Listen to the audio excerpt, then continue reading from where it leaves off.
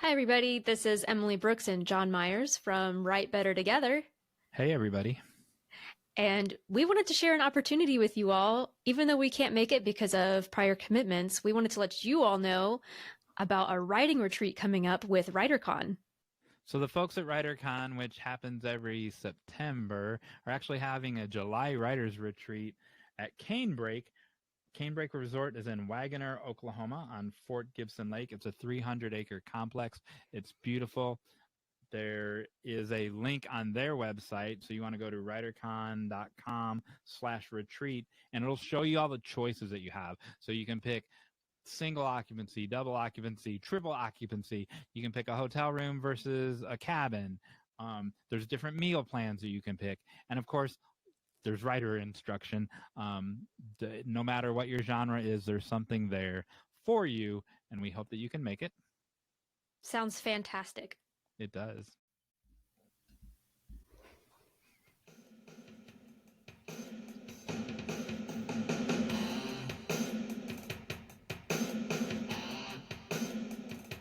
Welcome, everybody, to Write Better Together. I'm Jon Meyers. Hey, look, everybody, it's Emily Brooks. Hello, Jon Meyers. Hey, Emily, what are we talking about today? Well, we have quite the list. Yay. Our big idea today is we're going to be discussing if our work is product or is it art. Oh, I know what I think. I know what I think. We'll see how if that changes by the end of this conversation. Before that, we're going to talk about, or we're going to have a call to action that we're going to read. After the big idea, we're going to do our Hey Jon Meyers segment. I'm going to try to teach Jon Meyers something that he doesn't know, hopefully. Which happens every week. We're going to have a call to action, and then we're going to have the final act, which is a surprise. Act. An easy final act this week. So how did you get out of your bubble this week? What makes you think I did? Oh, because that's what we do on this podcast. Yeah. So while I was on my stupid walk, if I go, so this is a suburban. No, it's not a suburban neighborhood. This is not a suburban neighborhood. But it's a neighborhood with sidewalks. There are stores right across the street, but it's all residential. Like from my side the houses on the side, and the houses behind me, all residential, and there's sidewalks, so I can walk in all four directions. When I walk in my least favorite direction, there are and it's my least favorite because my walks go from 44 minutes to 60 minutes, and for some reason it's the same amount of steps, which makes no sense. And my least favorite direction is the farthest one. It's the 60-minute one, so that's why I don't like going on that one. And however, when I go on that one, which I go on for the least amount of time, on this walk, I'll take a picture of it next time, 2 months from now when I decide to go the far one. There's on a post next to these people's mailbox. There's a post, and on top of that post, there's a little house, but it's like as big as a child's playhouse, and Okay. it's very nice. And so, like a baby could fit in it, really, or two babies. It's that big. You mean that's a baby could fit into pretty much any house. I don't. No, this is like a little Okay. super sized playhouse thing on a post, and it's just in a neighborhood, and so it goes mailbox, mailbox, mailbox, little house, mailbox, mailbox, mailbox, and in that little house, it's leave a book, take a book, and so it's a little. Okay. I was like, do fairies live there? It's a little library, I love and those. so you've seen those, and We have them on they're my walk. oh We have well. two. We have one that's a phone booth, like a British red box phone booth. And then we have another one that's just like a little, like, it looks like a birdhouse. No. Yeah. So I would like the phone booth one. it would solve my problem that I'm about to talk about. Okay.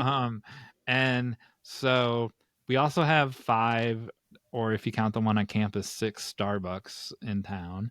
And at Wow. one of the Starbucks, they also have one of these for food for the homeless people. Oh, But that's they, neat. yeah, and and it's behind the drive-through, so you don't like have to get in the drive-through in the endless line or anything to put your food for the homeless people in it. And but it's the farthest away Starbucks, so it's too far for me to walk, and so I couldn't walk to that place if I wanted to. So in the original library house, it's 2 shelves. One shelf's for grown-up books, and they're all just like bestsellers, like David Bell or James Patterson, or name your whoever you want to name, whatever bestseller you want to name. And then the bottom shelf is for our kids' books, and people are they don't violate the boundaries of the of those 2 shelves. There's no, you know, book matron or anyone overseeing it. You could do whatever you wanted. And so there are times when, so I always have a bag of food, non-perishable food, in my car for homeless people just all the time, so that if I I love that. yeah, if I stumble across one, I have one. So there's times where, oh, I've been carrying this bag of food around for a week or two. I want to get rid of it, and I don't want to drive all the way over to to the faraway Starbucks, and I want to put it in this library thing, this this book thing. But there's a sign that specifically says this is for books only. Don't put anything else in here. And take a book, take 10 books if you want, but don't put anything else in here. And I want Gotcha. to put my cans of soup in there sometimes. And I'm torn about that. And I also, I mean, it's not like in a gated community, but they're nice houses. They're like regular people. Well, who's gonna like go there to get food out of it? Exactly. Yeah. Like, If they already know it's at Starbucks, like they'll go to Starbucks. well, yeah. So, but those, then that neighborhood where that library shelf is, um, those are Starbucks customers. I mean, there's obviously people in town that would never go to Starbucks, and so those are Starbucks level like demographic customers there, and so uh, homeless people go and get it out of the one behind the Starbucks. So why don't they go get it out of that one? Because There's they're sidewalk. not expecting to get it out of a book library. That would be a Well, they're not, I well, I mean, especially unless when they're there's a just going in sign there that, for some light reading and then and then they discover the food. yeah, they could have a can of soup while they're uh, and sometimes it's like granola bars and stuff. Who doesn't want a granola bar while they're reading a book? And Maybe, but you might be giving it to just someone's kid. I'm okay with that. Anyway, that's my dilemma, Nice. and it's just another reason not to go on the walk, that because every time I see it, I'm like, dang, I could have brought that food and put it in there. And so it's a reason not to go for that walk. How'd you get out of your bubble? Um, so funnily enough, starting this, I actually I've just drawn a blank on like anything that I did this week. So I'll share what I just briefly. I went to writing group last week, because that's what I'm remembering right now. I know I went to I hung out with my sisters too. Oh, you know what? I have something. I hung out with my sisters. I want to talk about writing group. I will talk about writing group, but right now, what I want to talk about is I hung out with my sisters. One of my sisters is about to move, and so we're trying to spend as much time with them as possible. And her kids, who are 5 and 3, boy, so 5-year old girl, 3-year old boy, came up with a band, and their band name is The xylophones. no, the Wildberry Mischiefs. Okay. They came with it up with this themselves, And and they're all they're 5 and 6 year olds? 5 and 3. Oh, 5 and The 3. 5-year-old wanted it to be wild berries. The 3-year-old wanted it to be mischief, and so they just combined it. That kid's trouble, that 3-year-old. I know, 3-year-old, because he wanted it to be about about him, and he knew that he was a mischievous child. Oh my So, goodness. their first song that they were singing in the car on the way to the park was "The Forest Is Anywhere You Are." Ooh. Like, they are future artists. Dude, Actually, no, they just are artists. Like, right now, they could start a band, and I would listen to it. those are the people that should draw those pictures that I So we suggested. have talked about having people draw pictures. Wait and see. Um, so yeah, they inspired me. Yeah, as well they should. Yeah. Have you done that? What? Did 5-year-old or 3-year-old Emily ever want to start a band? Oh yeah. I never had a And name for it though. oh, so as did I.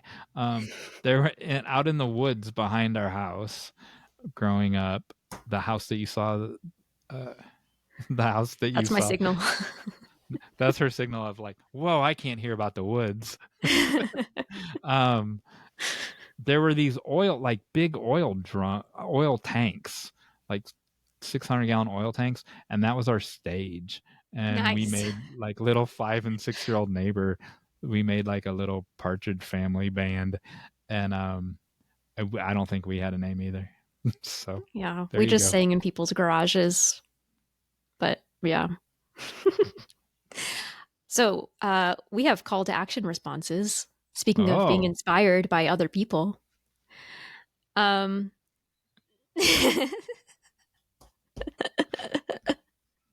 John, podcast listeners, we're trying to give each other signals, and it's interesting. Okay, so today's call to action. So we have more log lines from the Bob Signs episode where he said, "Go outside and write a log line about the first thing you see." My friend Jeanice has sent 2 log lines. I'm going to read both of them. Here's the first one. As the deer taunt him from the hill across the street, the arthritic dog summons his inner puppy to protect his home and chase them away. whoa. I like the detail that the dog is arthritic. It gives a little bit more of a challenge. I am curious. So the deer are taunting him. They must not actually be threatening his home, right? It must be in his imagination, I'm assuming. Well, I wondered if do deer know that when a dog is ailing, and Mm. I'm not like fact checking the log line. I'm saying I was curious. That made me think the next step. And then do dogs know? I think dogs know because when they limp, I think they know there's something wrong when they're limping or whatever. Yeah, this just is completely a sidetrack. You can give me a signal if you want. Birds hide their ailments. So I learned Oh, this. Birds will, maybe this should have been a Hey John Myers. Birds do not let you know that they're sick. Whereas like dogs would come up to you and be like whining and trying to show you that they're sick. Because it's a predator versus prey thing. so birds like they they cough under their wings so you don't Yeah. notice. They like puff up so that you can't tell that they're losing weight, like all kinds of stuff. Anyways, this logline also made me think of Homeward Bound and Shadow. Okay, Homeward Bound was one of my favorite kids' movies. So this made me think that this logline could be another talking dog movie. It could be. Um, That was gonna be my next question. Now we're doing 10 minutes on the log line. Yeah. Who's the protagonist? Like I can't tell. This isn't a criticism of Janice. It's like it could go either way. I want to know, is it the dog story or is it the deer story? I think based on the syntax, it's the dog story because it's the arthritic dog summons his inner puppy. Like he's the one that's doing Okay, good. he has Yeah, the good point. stakes. Yeah. Good All right, you point. want to hear the second one? Yes, of course. All right. The sage plant braves yet another winter outside in its rusting coffee can pot to surprise and confound its black-thumbed and neglectful owner. Say that again. Okay. The sage plant braves yet another winter outside in its rusting coffee can pot to surprise and confound its black thumbed and neglectful owner. Based on a true story. I need to ask Janice, is this based on a true story? Did your She sage looked plant just survive the winter on its own and you didn't expect it and it's in a rusted coffee can pot? she looked out on the window or walked Yeah. out on the porch and saw that on her own uh on her own property. Honestly, I think that should be a poem. I like it's one of those things that I think would work really well as a poem actually, because you have nature is involved and nature is doing something to show something to a human, which is often a kind of a theme in poetry. So I would write that. So that's an interesting writing point in that. So we talked in a previous episode. I got to see Neil Gaiman and Emily didn't, and Thanks. someone Thanks for someone bringing that asked up. him. No, I'm reminding the listeners. Um, Someone asked him, "So you have a concept for a story? How do you know what platform? Do you write a movie? Do you write a Oh. children's story? Do you write a poem? Because he does everything. Do you write a Mm, novel? How do you know what to that's good. do?" And uh, he said that he knows simultaneously with the idea the form that it's going to take. So Wow. like, and at the time, this was before American Gods was announced as a TV series, and he said this people for years said Trump want to make this a TV series, but I couldn't see it as a TV Mm, series. And but then now streaming was just starting. Then he's like, now I'm starting to see where it could be, but it couldn't be on network. It could be on a streamer. But interesting. um, so uh, if but he said uh the un the non-negotiable is if the story premise had hope that it had to be a children's book. How about that? That Oh, and I that's don't like something that's that. I got goosebumps just repeating it. And so, if Janice's logline has an element of hope to it, it could be a children's poem or a poem, or a children's book, um, or and so that was the thing where that was the line he wouldn't cross of which platform do I assign this idea to. Interesting. I really like that. Um, so my sister is a poet, and so all of her ideas come as poems. So when she was taking fiction workshops, she really struggled to write stories that were long enough because she would have more like images and sensations and themes going through her head that she wanted to write about that weren't expandable into stories. Although she's a great fiction writer, she should know that. Um, but I kind of see that when you have those, okay, I'm just thinking about this sage plant growing in this pot. Like that's one of those like singular, powerful images that could be captured in a poem. So that's my Yep, that's my thinking there. I agree. So Jon Meyers, Yes, would her poem be a product or would it be art? I am not prepared to answer that question. Um, But so you chose the topic. part of my let me give you my thesis of Great. is this piece of writing, not Janice's, but Mm-hmm. is the thing that I'm producing or the thing that you're producing, um, I can answer the Janice question in the conversation. I gotcha. Um, uh, uh, and I'll tell you why. And I'll tell you why I have the answer for that is this thing I'm writing art or a product? And my answer is because I'm a screenwriter, it is 100% a product. Sometimes product can become art, but Hmm. when I'm creating, when I'm writing, it's a product. Your thesis is? My thesis is it's subjective and that it might be a false dichotomy. Oh, And so my thesis is that it's both. Um,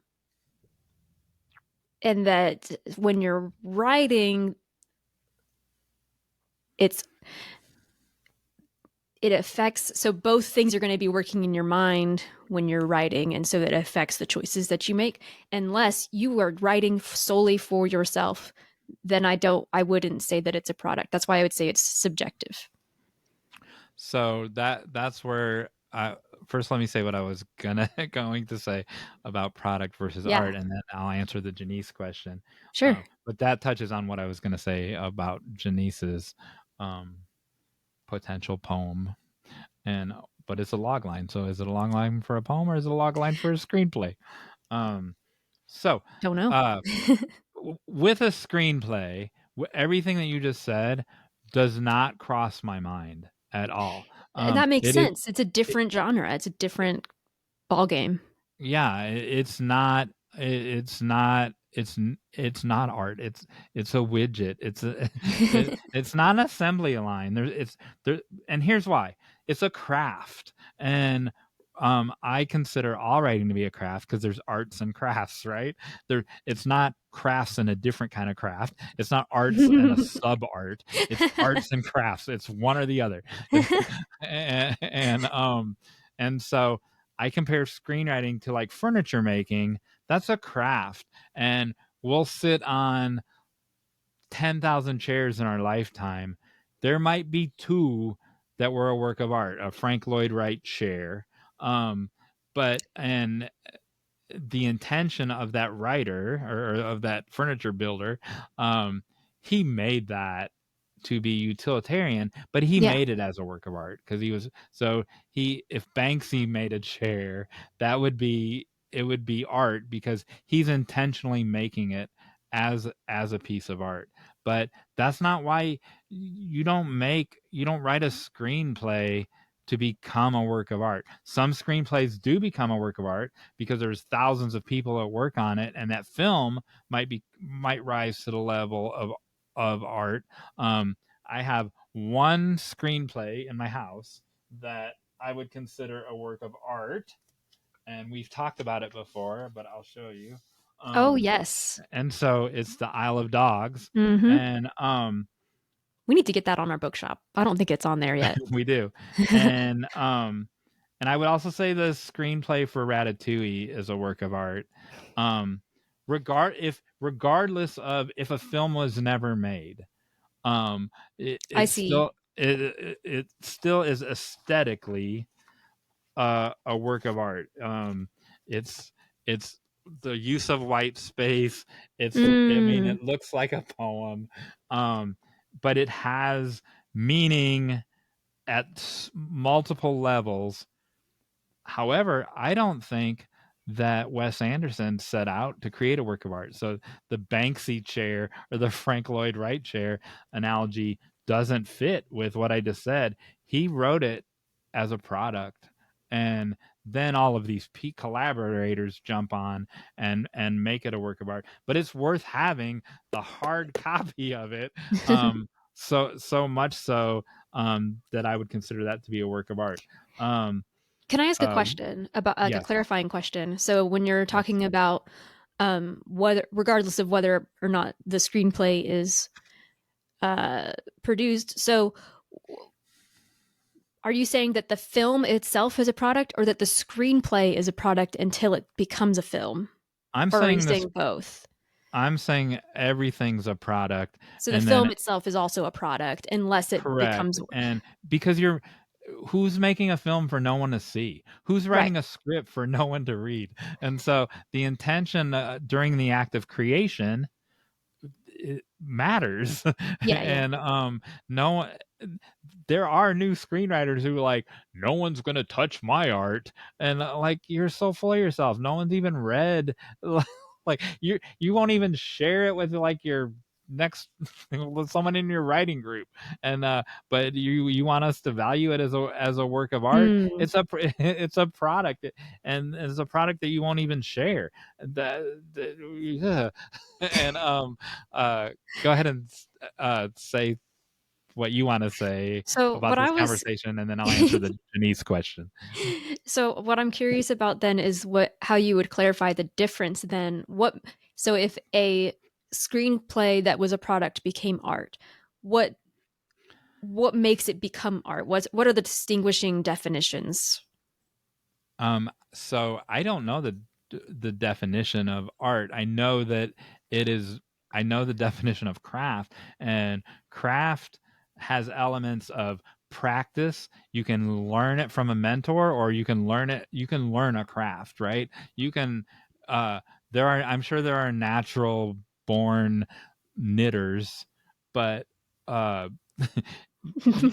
you could teach me how to knit, right? Yeah, I can Yeah. learn that craft. I can learn how to knit, and uh, I can teach someone how to write a screenplay. Are there naturals at it? Yes, and so there's that element of it's an attainable learning craft set, skill set.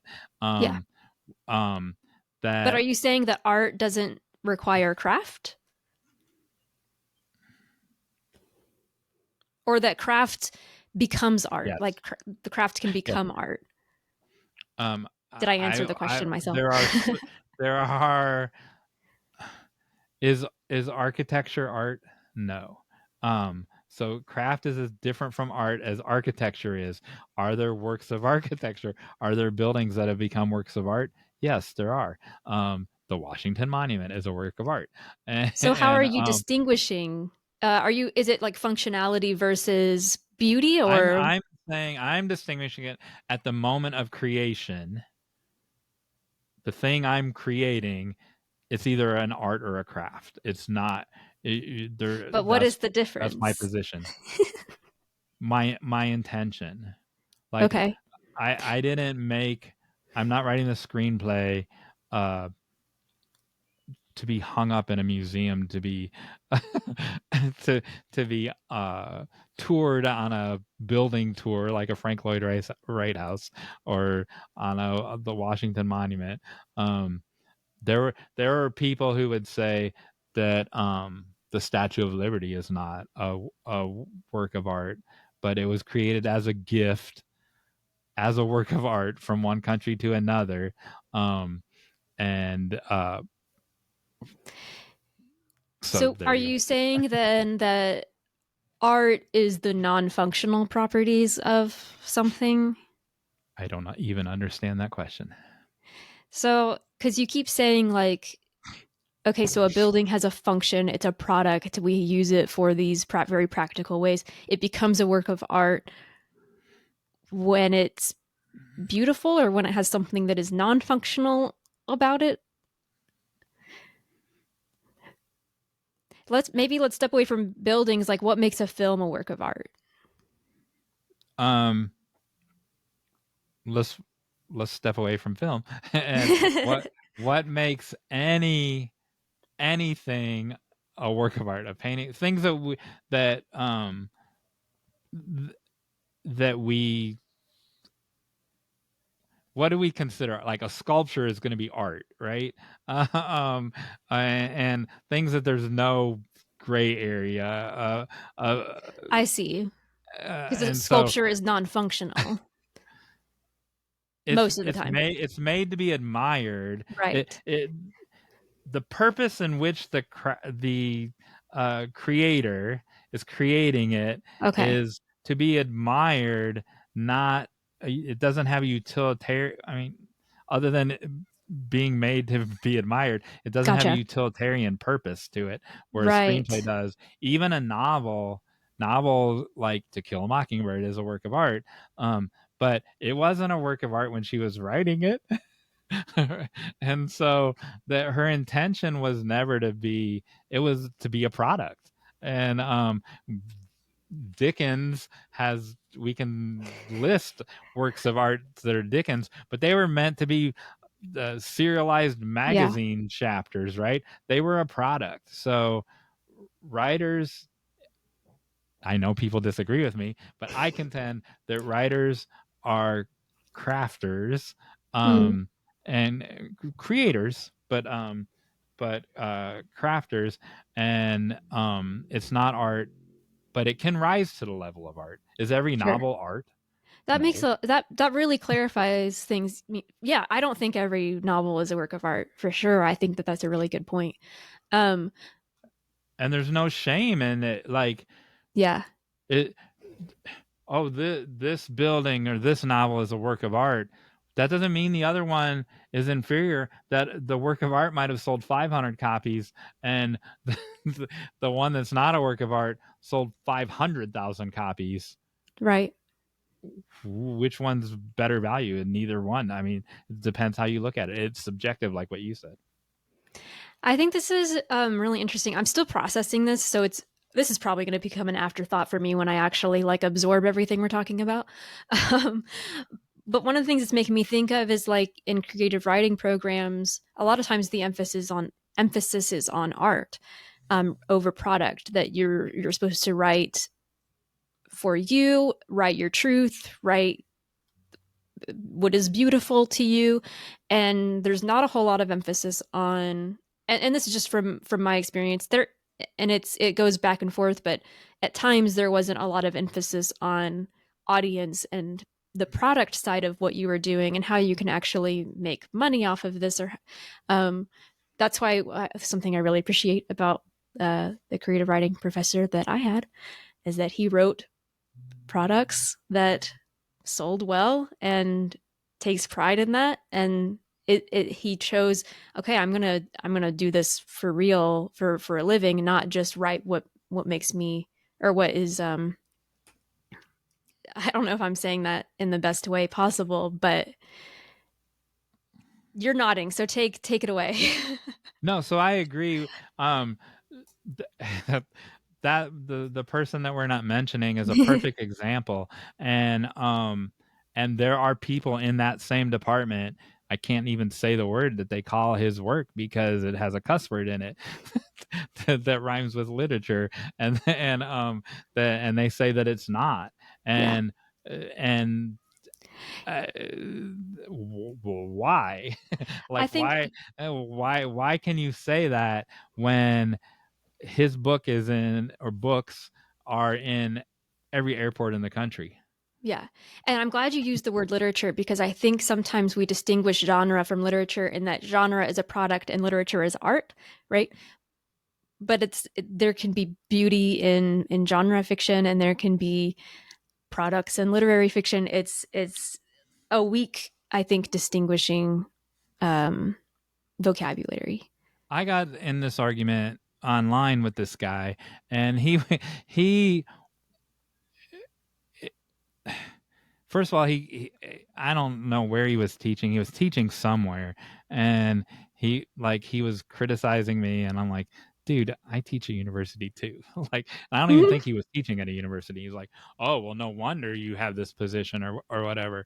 And he was saying, like, I gave the example that women weren't even allowed into the canon until the late 19th century, right? And Yeah, no, that and he was this guy was yeah. defending that like he could be the arbiter of what belonged in the literary canon. And like, first of all, no one's ever heard of you, dude. But second of all, no, the audience gets to be like, Toni I Morrison wouldn't be in the canon now if we left it up to this guy. so can I go back to my thesis? Yes. Okay. So we're coming from different maybe, so as a screenwriter, you want the film to be made. Like that is the number one, like that's the goal, right? As a But novelist, nonfiction writer, poet, um that, so there's, we've already talked about this, that there's so much out of your control. And so for me, writing, yes, it's a product. And so to me, what it means when I'm writing something as a product, it means that I'm considering audience. It means I'm considering what people are selling right now. Um, but also, I want it to be something that I believe has value, whether or not anybody ever reads it. Well, that's what I Um, started to interrupt and say. sure. I still have things to say in my Yeah. screenplays, and you'll see that when you read one of them because we're gonna swap. And Yes. uh, I have things to say, but they're woven into the tapestry of the story. They're Mhm. not. They're not that guy was just talking about saying that I'm gonna declare my screenplay a work of art and I have important things to say. Yeah, no one's ever gonna hear him because you can't tell a story. Um, yeah, so you do have to work on the craft of it. I actually really like what you're saying about craft becoming art. So like I'm a crafty person. I wouldn't say I'm an artist. So I'm not considering writing, but like as far as like knitting, crocheting, I make all kinds of things with my hands, but I wouldn't consider it art because it's a craft, and I'm not adding anything. Like it's very practical. I think I've made some beautiful things, um, and with so when I'm knitting, I'm not just gonna like I'm trying to follow the pattern, and I'm trying to do what other people have taught, and it's the same thing with writing. I'm trying to follow the craft and get better and better at that craft, and then art can come from that. Um, Again, still processing my thoughts, still processing. There are plates, um, so anyone can learn how to bake, right? Bring back your sourdough, right? But there right. are plates that are works of art. Or Yes. maybe you could argue that the photography of the plate is the work of art. I don't know. I'm not going to get in that argument. But no, because it's when it's presented, when that plate is plated properly and presented that way, it's a work of art. But you wouldn't normally consider that to be art. And that chef crafted that as a work of art Yeah. or created that as a work of art.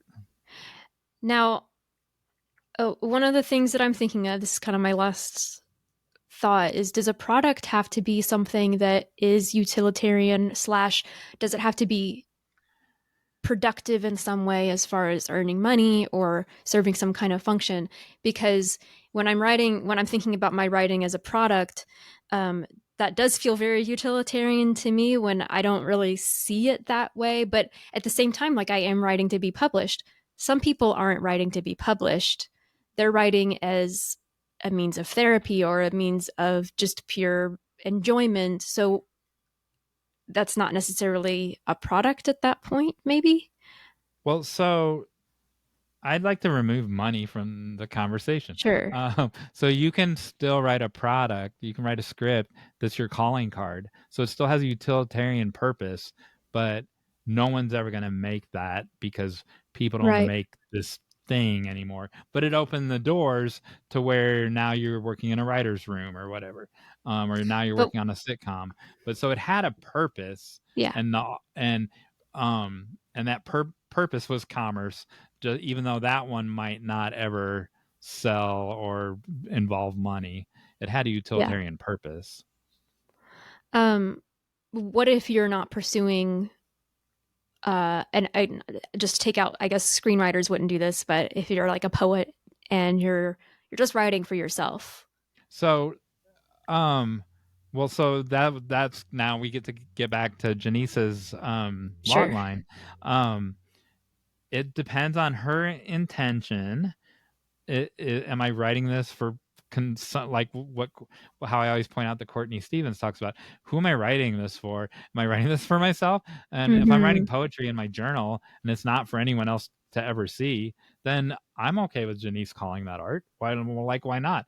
Sure. And because that's her intention while she's writing it. But if she's writing it to release that chapbook or enter that contest, and then Rumble's going to release a chapbook at the end of the year that is for public consumption, Mhm. and so now that's a product. I think that's interesting cuz I'm thinking about knitting again. If I make a sweater, that's a product for me, right? Like I'm using it for myself, but it's still something for me, something that is still functional. Um Yeah, I think I for don't a sweater to be a work of art, you would have to declare that intention up front. Yeah. I'm going to make the sweater. I'm going to frame it and to be. There are quilts that are works of art that are never There's meant to be clothing used that's a as. work of art. Yeah. Yeah. And well, sure. On Fashion Week, there's clothing Yeah. that is kind of like their calling card, right? Yeah. That outfit that model has on is saying this is what this uh fashion. Who's someone that creates fashion? A Ah, tailor. I don't know. The designer. That this Thank you. designer, this is what I'm capable of. Mhm. And so that thing that the model's wearing on during Fashion Week is a work of art, but they're not going to reproduce that one. They're going to use that thing to inspire their line that you can be able to purchase. Yeah, or the fashion that celebrities wear to say something about themselves. It's not just a functional dress, it's saying something about their personality. Anything Exactly. uh, I think I'm going to need more time to process this and maybe have Okay, more to say, I but have right one more now, point that cannot wait for an afterthought. perfect. Let's hear But it. your additional part can wait for an afterthought. So, all of everything I talked about said it depends on the intention of the creator Yes. and the audience is included in that intention. This is the number one book that I recommended all of last year. This is Rick Rubin's The Creative Act, A Way of Being. And he would say, just to talk about creativity, what like don't worry about whether it's art or commerce. Which he's like some consider him the greatest record producer of all times, right? So he's produced from the Beastie Boys to rappers to Johnny Cash to Tom Petty, and and he would say, um, in terms of the act of creating, I'm not talking about what happens after you create it, to remove all of you from it, like you that the purest art is when you've like we're going to talk about theme in a different episode or an afterthought or something, is before it happens, before you even apply a theme or what, like he doesn't want, if he's producing for Tom Petty, he doesn't want Rick Rubin's fingerprints on it at all. Gotcha. He wants to not have touched it. And then he says, so I've recommended this book to hundreds of people. I actually think I bought a copy for Dr. Rigby. And uh then he says that the audience doesn't matter. Ah, that What? is that is totally against what I believe, right? So the number one book that I've said in terms of creating that I've recommended, guess who pointed that out? Hmm. Jacob Collier, who we saw last week in a previous episode, directing a bunch of people in the Yeah. audience as Mhm. a choir. Yeah. And so they're in a little beef right now. and and so I'm gonna read maybe 3 paragraphs and I want you to respond and then I'll respond. So Jacob Collier, also a Grammy winning record producer, was on the Colin and Samir podcast, breaking down the latest news in creator economy from a creator's perspective. Um, Here's what Collier said. The fundamental truth is that there's no one way of doing anything. There are literally no rules. And this is where he splits from Rubin's own inspiring but fairly prescriptive approach to any and all creative endeavors, as beautifully expressed in his book, The Creative Act, which we also recommend. So I'm kind of in that place, right? I'm still in camp Rubin, but I agree the audience matters. I'm in camp Collier as well. What do you think about that sentence, that there are no rules and there's no one way of doing anything, Emily? A lot of this conversation has been about intention, and I think that if you want to just write for yourself and you want to just be Jackson Pollock and throw stuff at a page and just see what happens, like great. Um Are you But if you, criticizing Jackson Pollock? I'm not criticizing. No, I'm just saying like that is a way of doing things. Um, he does do it intentionally. I should probably add that. Bad example. Anyways, a lot of this is about intent. So if you are intending to have an audience, I think that there are some rules. Um, I don't think that they are as rigid as we think, because there's a variety of genres and a variety of way of doing things, but I do think that we can't ignore the tradition before us and what has worked and um what people are doing and have done. That doesn't mean that we can't try new things, but there are risks involved, And sometimes you're subverting those rules, right? And which is in a way using the rules. correct. My novel, surprise, surprise, if it ever gets finished, intentionally subverts several rules. All right, so next, so here's his big beef, right? Collier reveals, and we'll put a link to this in the show notes of this actual story. It is from Music Radar, but it's everywhere. In the last 2 weeks, I did a lot of research on Rick. To me, the crux of this is for everyone, or this is for me. I worry about the strong prevalence of an attitude like the audience comes last, partly because I also believe that there's just not one way of doing anything.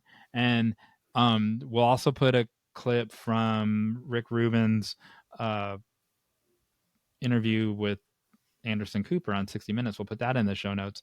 And he literally says that he's like, I don't think about the audience. Like, the audience comes last. And how do, like, that's almost insulting to the audience. What do you say to I'm that? curious what he means by that. Um, if he's saying he's the audience, then he is considering audience and he's trying to find people who would respond the same way that he does. No, he doesn't care. He will say he doesn't care if it doesn't find an audience. He's looking for pure art and during the act of creation. And if the new whatever, Johnny Cash and Tom Petty are both dead, but if their new album were to come out, he doesn't care. Like, Yeah. he during the creation, he does not consider the audience at all. That's tough. I think that again, it's all about intention. Like, I don't think he's necessarily like wrong for him, but for a lot of us, that's not the way to move forward, I don't think. Collier continued, I just think that anyone who sits there saying there's one way to do things is wrong. Rick says things like art is only pure if it's made only for the sake of art. And I find that absolutely false. Yeah. But that Yeah. has intention. But it's an intention that doesn't consider the audience. Yeah.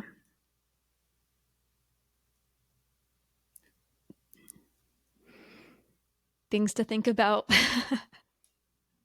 Are we Okay. going to have another episode just on audience? No. So what does it sound like to you? Which camp am I in? Am I in Camp Rubin or Camp Collier? It sounds like you think that audience matters the way that Collier thinks, but then that you also think that there are maybe some rules, but not but that there is some freedom. That where I agree with Rubin is that while in the process of creating comes from the subconscious. Remember the David Lynch Yep. thinking feeling thing, right? And so when we start touching it and applying themes to it and messing with it, it gets messed up. Like our brain messes up with the feeling thing. So I'm in both camps. However, one last sentence. Collier continues before concluding, I feel as a deeply creative person, I don't believe his audience, Rubin's audience, is comprised of creative people. I think his audience is people who aren't creative and and and for whom creativity is novel. He's saying Rick Rubin's audience isn't creative. That's like was the number one sell. This book was the number one book at Target for a while last year. It was in that first slot. Like there, yes, I'm in his audience and I'm creative. That's So interesting. that makes me want to jump out of Team Collier. If I have got a foot in both boats, you know what they say, if you have a foot in two boats and the two boats start drifting apart. I want to jump out of Collier's boat for that quote. Well, I don't know what Rubin does outside of that book that what is he writing? Is that So what he Collier is barely referring to? plays any instruments. He doesn't know how to run the recording equipment. Oh, so he's not a writer. He's not like, I didn't know anything about what he writes. So you're saying he's Correct. a musician. Correct. I mean, he wrote this book on his creativity Okay, but he's a process. musician. He would say he's not a musician. He would say he would say he's an artist who can get you, if he produces you, he can get pure art out of you by Interesting. stripping away everything else. So I'm curious if what Collier was saying was that the people who listen to his music aren't artistic, but I don't know. He's saying because Rubin says, I can tell you how to do this and everyone's different, that his audience must not be creative. And so now I've called both of these experts wrong. And who like I think that's okay. It's okay to be contradictory. People are Okay. not always 100% right. I'm done until we do an afterthought. Oh man, I've got so many thoughts that are only half formed that I Well, you have can to. say them. No, I don't even know. Like, they're all jumbled up. I can't even just pick one. Okay. I will say, back to the intention thing, that a lot of it does have to do with your individual intent and what is it that you're trying to get out of your writing. There were times when I'm trying to remove the money from it, where Tom Petty was just fulfilling his contract. So he had to make commerce, but he didn't need the money, right? He didn't care about the money. He like, this label still needs 2 more albums from me. And that was his intention, but he still wanted his audience to enjoy those albums. Yeah, it's tough because like I'm not writing for a living. I'm writing because I would like to, but I think audience can be both helpful and distracting, and maybe that's what Rubin's trying to say, is that if you worry too much about audience, you won't be writing what you actually want to write. One way to deal with that, I think, one way that I've heard of doing this is you write the first draft for you and you write the revision for the audience. Collier said something along those lines when he was younger, that he wrote for himself and then an audience would pick it up and then he'd change it for the audience. But now he doesn't. Now he writes for the audience. Yeah, yeah. When he was younger. He's already younger than but anyway, when he was younger. All right. All right. Hey, Jon Meyers. Yes. What do you know about pussy willows? So I know so much. Like, you're not stumping me. I know everything about pussy willows, so much so that I carry these around with me at all times. Yes. So we've discussed in a previous episode my extent. I know they come out early. They're a harbinger of spring, and that's all I know. So yes, you stump me once again. Even when I know something. That's all you know? That's all I know. Okay, so this is if you are just now listening for the first time, this is an epic of, like, we've brought these up so many times, and I'm finally doing a Hey Jon Meyers about it so that we can learn a little bit more about them. And I try to connect all of these to writing, so or I try to, or to human psychology or whatever. I'm going to share in the show notes an entire article about this. So I can't, we just do not have the time to talk about all of the things. You said it's a Harbinger of spring. harbinger of spring. That is true. So for actually a long time, they've been part of how farmers actually kind of recognize the seasons of like, okay, now it's time for spring because the pussy willows are out. They are also the reason why I heard about them is because I took a permaculture class after I graduated college, and in permaculture they use them a lot for um, uh, holding like soil structure. So especially if it's in a floodplain, it will prevent flooding because it holds so much water. So that's really essential. You'll also see, and I'll add little pictures here, but unfortunately Jon Meyers can't see them in the moment, but people make baskets out of them. They make wall hangings. And so people actually do use them for crafting. There's also some stories related to them. So they're called pussy willow. Do you know why? No, I do not. Because get your little plant, Oh, show us your plant and the little flowers on them. So those resemble cat paws. yes, they do. I agree. Yes. And there's a little story. Let me find it. Why are you using the diminutive qualifier little? Like your little story. Get down your little pussy willows. I Why don't are know, you honestly. why are you trying I to guess it's make just this thing cute. smaller? So, This this is a Polish legend. The Polish legend has it that a little legend. a little legend, a little mother cat cried out for help near a little creek as her little kittens were drowning in the little stream. Oh my. Long branches of willows dipped into the water for the kittens to cling on and be rescued, and henceforth the willow has been a plant of hope and safety. Aw. Um, it also has been used in Orthodox Christians and Catholics have used it in place of palm branches in some areas for the Easter celebrations, for table settings and church decor, etc. Um, they have been used. They're used in the Bible. It says in Psalm 137, "We hangeth our harps upon the willows in the midst thereof." I don't know if it's actually a pussy willow though. There's lots of willows. Um, they are used as decorations in the Middle East. They're used in during New Year's celebrations. New In Year's. Asia, they symbolize prosperity during the New Year's celebration.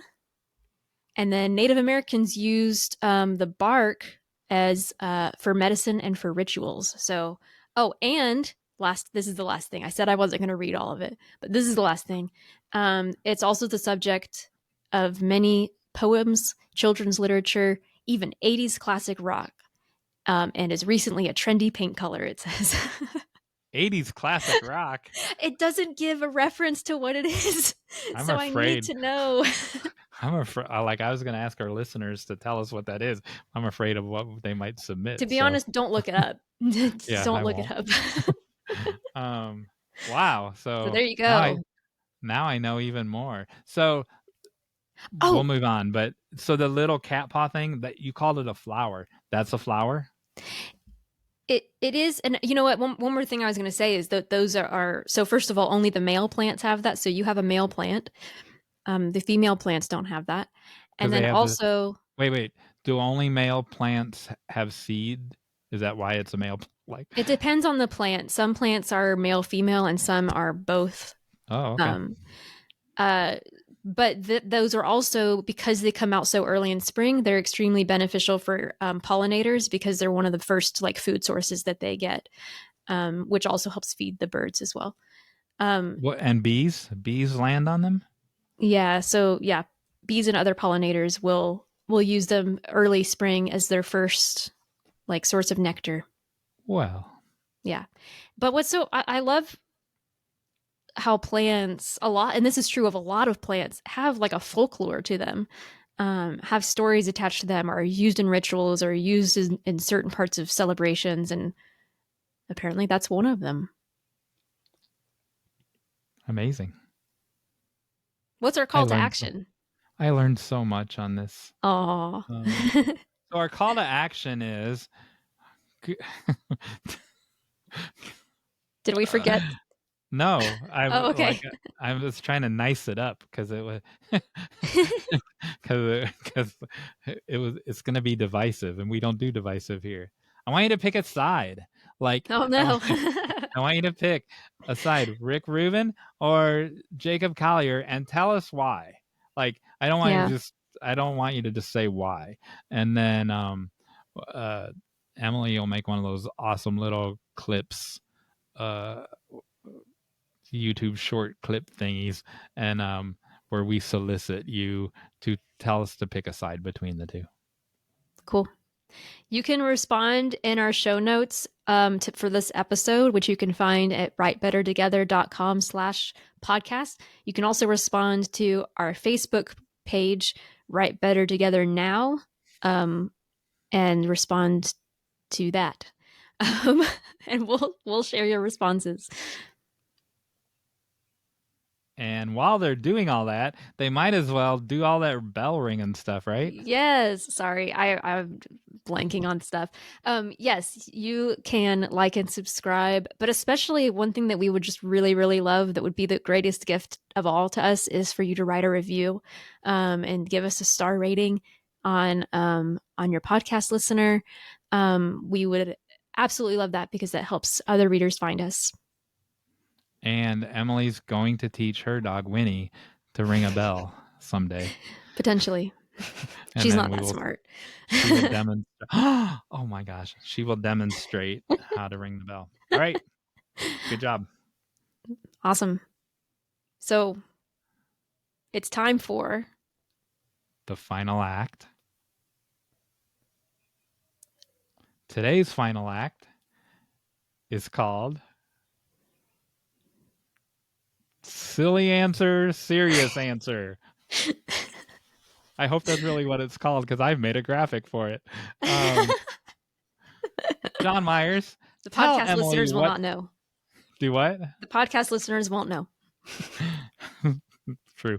Jon Meyers, tell Emily what she'll be playing for. I'm glad you asked, Jon Meyers. Emily will be playing for this brand new crocheted cow. You got the cow! Wearing this beautiful, for you people driving in your car, this beautiful cow is wearing a Write Better Together dress with our Write Better Together colors. Gosh. She has a Write Better Together bow in her hair. It was created by one of our listeners, Lauren, who's going away to college in Clemson. And Lauren, that is amazing. I absolutely love that. Yeah, and this is not this kind of podcast, but that you can actually remove the dress and put on a different color dress if you decide to change. Like you could reverse it for afterthoughts. You could have a gold dress with purple trim or whatever. The bow does not come amazing. off. So great. And then she has a brother for me. My gosh. And he is also, his overalls also can be changed. It's a whole cow underneath there. That is so cute. But again, it's not that kind of podcast. And so that's what you'll be playing for. So I'll have to mail that to you.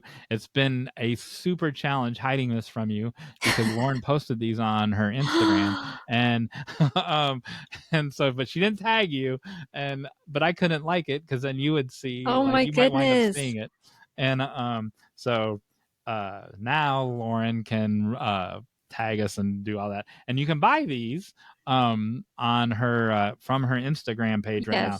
And that's awesome. We've started on Write Better Together. We've started, if you have a crafty business or a small business, we've started on Mondays, self-promo Mondays, and you can just go on there and post whatever links to your family appropriate businesses, and eventually that might morph into something else. But for right now, just go on there and throw your link on there. Tell us a little bit about yourself and about your business. Your products. Right. So, yeah, products. No art allowed. No, I'm joking. So, are you ready to play Silly Answer, Straight Answer? So I will ask you a question. This is the simplest game ever, and you will give us a silly answer and then the real answer, and then if either one of those answers matches the celebrity answer that I have recorded, then you'll win this cow. And Wow. just like the points on the Scrabble letters didn't matter, it really doesn't matter because you're still getting the cow, Oh, okay. even if you get this wrong. But anyway, it'll mean more Okay. if you win. All Yeah, right, more are you pride, more ready? dignity. Yeah, I'm ready. Emily, why would you put your pantyhose in the microwave for about 2 minutes?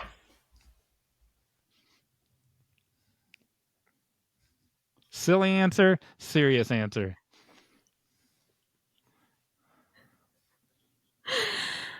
Um,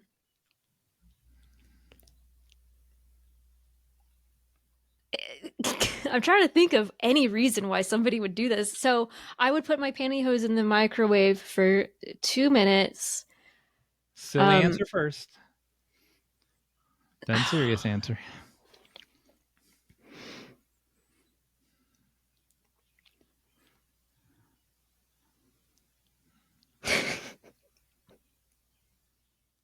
I can't think of two reasons why you. um, you said this was going to be easy. It's just answering a question. Like the other day, you're like, think of two stories and then combine them and That's true. That's write true. character backstories for everyone involved. I did not. I did not say that. Um, I would put my sister's pantyhose in the microwave to ruin them before the ball because I'm the evil Okay. stepsister from Cinderella. All right. Is that your serious answer or your silly answer? That's my silly answer. Okay. And now My your serious answer? my serious answer is that putting pantyhose in their microwave for 2 minutes enhances the elasticity and stretch Oh. so that they fit better. Oh. Let's see if any of those answers match the celebrity answer. When is it a good idea to put your pantyhose in the microwave oven for about 2 minutes? When your house is surrounded by the police. All right, so there you go. So this clip is on the internet, 50 different places, and the they cut it off on all of them. Normally they'll have Paul's funny answer and then his straight answer, and there's no clip of the real answer. So the host of the Hollywood Squares back then is Peter Marshall. He's still alive. He just had his 98th birthday, and I'm friends with his wife. So I texted her and said, "Does Peter remember?" And he's like, he is sharp. Like he looks like he's 55, and he is a sharp 98-year-old. Does he remember the real answer? He did not, but he enjoyed the he enjoyed the clip. And but when you do a show for 20 years, you're not going to remember every serious answer. So I looked it up, No. and the serious answer is to kill the bacteria in it so you don't get yeast infections. So there you go. Oh, Too there much you go. information. That actually makes sense. Yeah. And I can put in the show notes the source of that. However, people listening at home, don't put your pantyhose in the microwave, because there were 4,000 million articles of don't put your pantyhose in the microwave because it'll catch on fire. I was So gonna say if they probably have some like trace metals and other synthetic materials that would just catch on fire immediately. but Yeah, there was more than one don't do place that. that said it'll kill bacteria. Boil them then. What? Boil them. That wouldn't cause them to catch on fire worse, Also, wouldn't it? just don't like nobody wears pantyhose anymore, do they? I don't. So I don't know the answer to that. All Well, there right, so you there have you it. go. That's the answer. Before we say the thing, I wanted to compliment Emily about something. So she said earlier, and I couldn't squeeze it in because I didn't want to interrupt her. But she said she tries to make the things uh, r- uh, writer related or Yeah, writing yeah. related. And so I appreciate that she does that. As writers, we are observers of the human condition, and so Yep. my umbrella of what we talk about is way wider than, because everything's an observation of the human condition. Yep. So I try to I I I'm a little bit broader than what Emily is. But you can do either one. Well, Whichever you people at home, you can do either one. yeah, I mean, a lot of those segments are like they've inspired me to write stuff, so hopefully they inspire you to write stuff. There you go. And speaking of them, We couldn't have done it we couldn't without have done it without them. we couldn't have done it without them. Without you. Without you.